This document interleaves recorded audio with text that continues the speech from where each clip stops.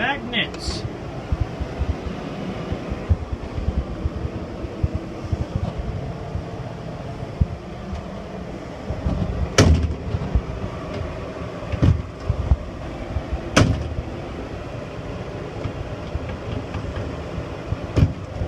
Nice and easy to open, but very solid, and they shut on their own,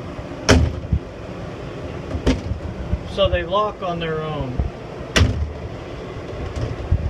That's the way they should all be. I only did these two doors, but maybe in the future we'll do these down here as well. But in the meantime, I saved what was good on the hardware from these, which was basically only the right door. So we have two backups for when these ones fail, and then when they fail we'll switch to magnets. But I think eventually we need to change all of these to magnets, because those are just legit.